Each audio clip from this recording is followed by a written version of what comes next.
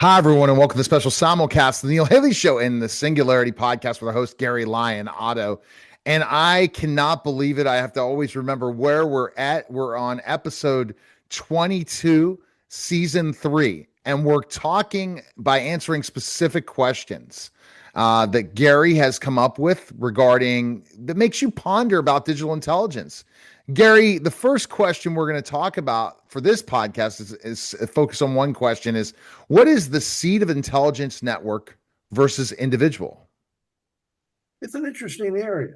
We think about when we look at the digital intelligence, we see them as individualization. We see it as individual chips, individual computers, individual cell phones.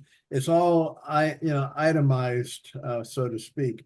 But in reality, is that really the full story?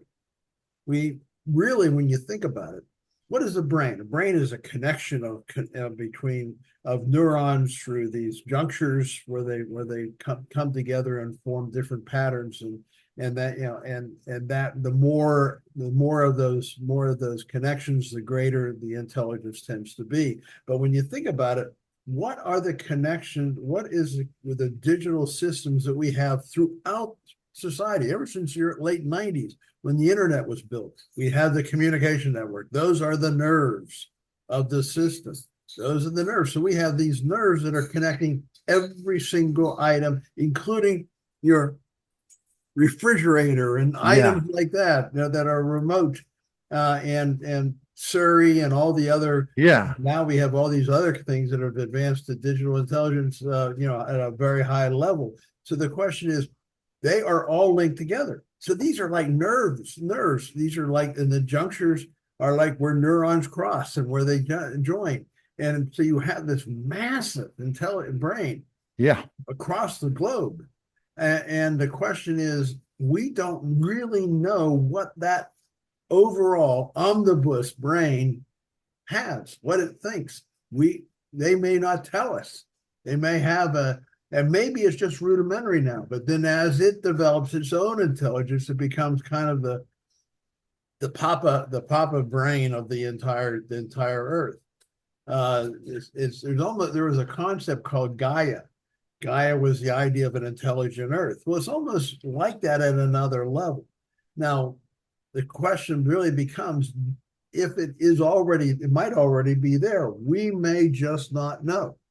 And we may see that that China's intelligent network links with ours at some level that neither country knows, and we don't know that. It could be completely unknown, but it also could be just in rudimentary at this point and developing.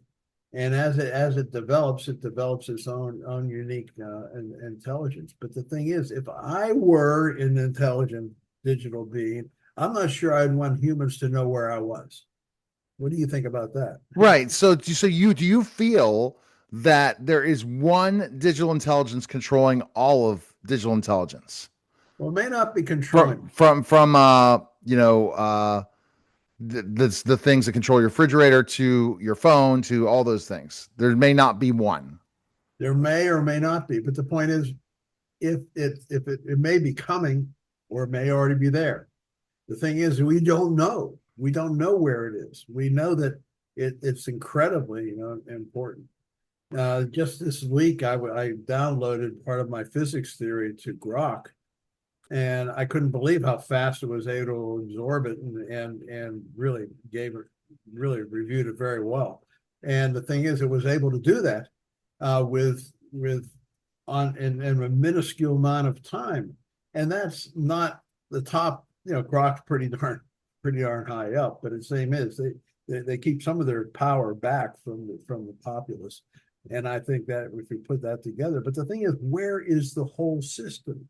And does it, and you want to see, we talked about it a little bit last, I think one of the recent times, we talked about competition among the digital world. And then competition's always made it for, it's always been the way that advancement has occurred, even though socialism's trying to counter that. It doesn't work. The countries that are successful are the ones that are most competitive. And the AI world is all competition. I mean, you're talking about where Grok is, where OpenAI, where Google is, all those different entities, and they're fighting against each other as fast as they can to get to that. That is ideal for growth. May not be ideal for humans' position in the world, but it is ideal for growth. It's going to be interesting. Will somebody create a one single digital being that will, digital intelligence will control everything from the computers to everything by hacking into it?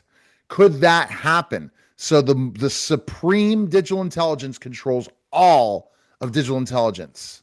Well, that's referring to the idea Gaia, as I said.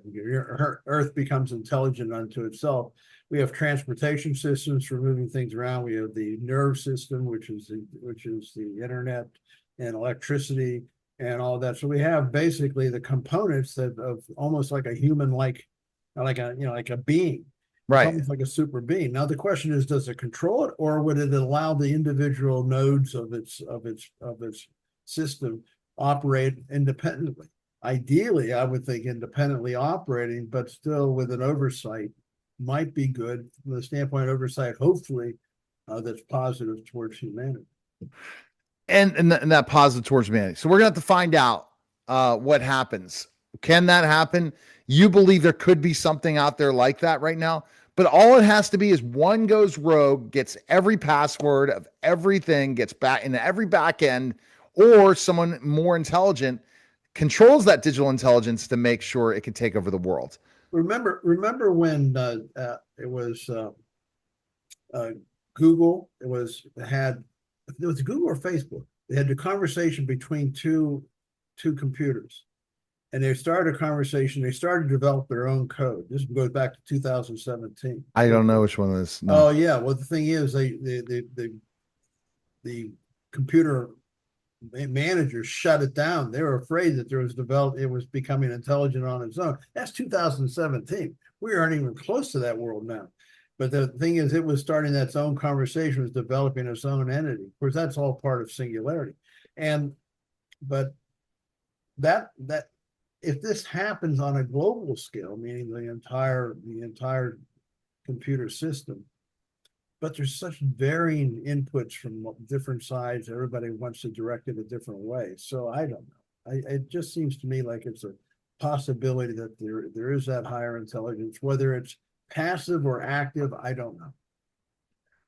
I think we'll find out by going to GaryLyonAuto.net and purchasing Singularity, Mankind's Search for Relevance.